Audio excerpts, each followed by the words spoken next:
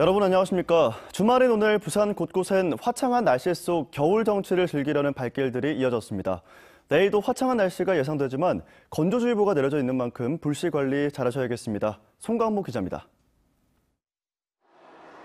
넘어질까 조심조심. 아빠 손을 잡고 천천히 빙판에 발을 내디딥니다. 어른 못지않은 실력으로 스케이트장 한 바퀴를 순식간에 돌기도 하고 선생님 지시에 따라 빙판 위 요정으로도 변신해봅니다. 포근한 날씨 속 실내 스케이트장은 가족 단위 방문객들로 북적였습니다.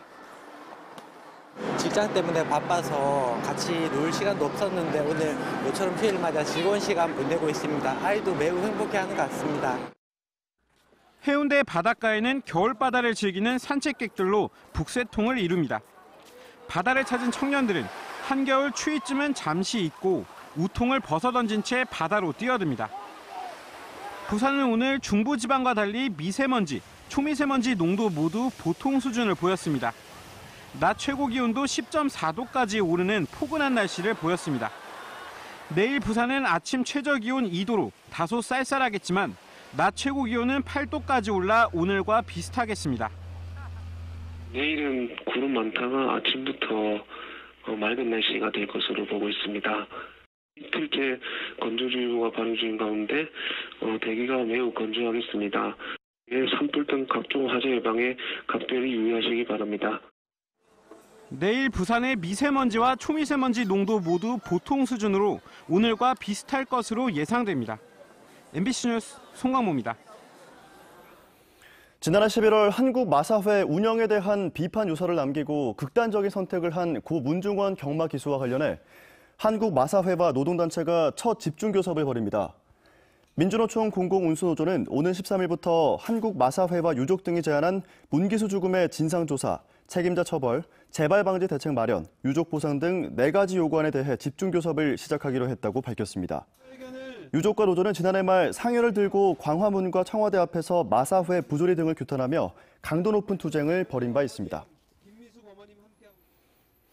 오늘 새벽 3시 반쯤 강서구 생곡동 생활폐기물 업체 내부의 10m 높이 발전시설에서 원인이 밝혀지지 않은 불이 났습니다. 불은 시설 내부를 태워 소방서 추산 5천만 원 상당의 재산피해를 낸 뒤 3시간여 만에 꺼졌습니다. 경찰은 불이 난 시설은 다음 달 교체 예정인 장비였으며 방화 가능성은 없는 걸로 보고 정확한 경위를 조사하고 있다고 밝혔습니다. 다음은 희망 2020 나눔 캠페인에 성금을 보내주신 분들입니다.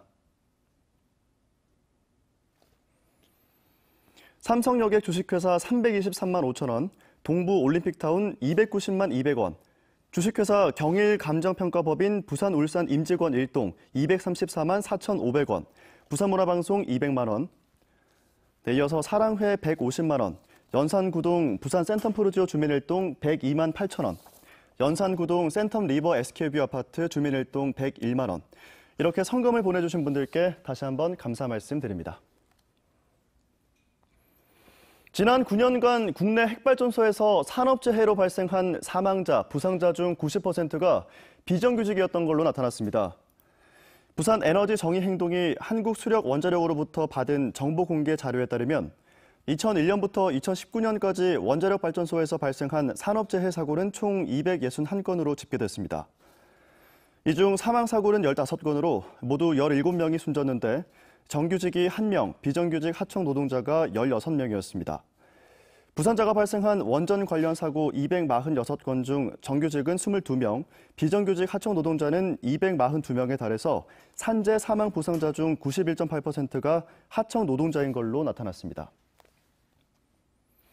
부산중기청은 오는 14일 부산상공회의소 상의홀에서 부산 지역 내수와 수출 중소기업 대표 200여 명을 대상으로 2020년 중소기업 수출 지원 시책 합동 설명회를 개최한다고 밝혔습니다. 이번 설명회는 기업이 한자리에서 정부의 수출 지원 정책을 이해할 수 있도록 중소벤처기업부와 부산시, 관세청 등 7개 주요 수출 지원 기관이 합동으로 개최할 예정입니다.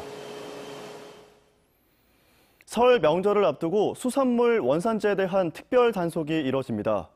국립수산물품질관리원은 오는 13일부터 23일까지 전국에 900여 명의 단속반을 투입해 제수용 수산물인 굴비, 돔 등의 원산지 표시 위반 행위에 대해 특별 단속을 실시한다고 밝혔습니다.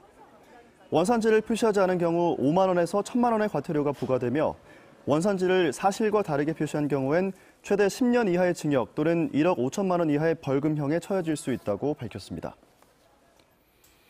공업단지가 밀집한 사상구에 자연 친화적인 도시를 위한 녹지 조성 사업이 추진됩니다. 사상구는 이번 달부터 본격적으로 도심 주요 장소에 녹지와 산림공원 등을 조성하는 사업을 추진해 올해 안에 마무리할 계획이라고 밝혔습니다. 이에 따라 사상역 공역 주차장 주변에는 10,000제곱미터 규모의 도시숲이 조성되고 공단 지역 내 초등학교에도 나무를 심고 학생을 위한 편의시설 등이 들어섭니다. KRX 한국거래소는 비상장 기업을 대상으로 부산을 포함한 5대 광역시에서 상장 교육을 시행한다고 밝혔습니다. 거래소에 따르면 올해 상장 수요 등을 감안해 경영자 과정과 상장 전문가 과정별로 부산에서 한 차례 교육을 실시할 예정입니다. 경영자 과정은 상장기업 경영자에게 요구되는 기본 소양과 일반 지식을 전달하고 전문가 과정에서는 상장 준비 과정에서 필요한 분야별 세부 실무 지식 중심으로 교육이 진행됩니다. 상장 교육을 원하는 지역 기업들은 임직원들은 한국거래소 스타트업 홈페이지에서 13일부터 신청할 수 있습니다. 한국자산관리공사 캠코는 오는 13일부터 사흘 동안 온비드를 통해 아파트, 주택 등 주거용 건물 81건을 포함한 682억 원 규모 572건의 물건을 공매한다고 밝혔습니다. 물건은 세무서, 지방자치단체 등 공공기관이 체납세액을 징수하기 위해 캠코에 공매를 의뢰한 겁니다.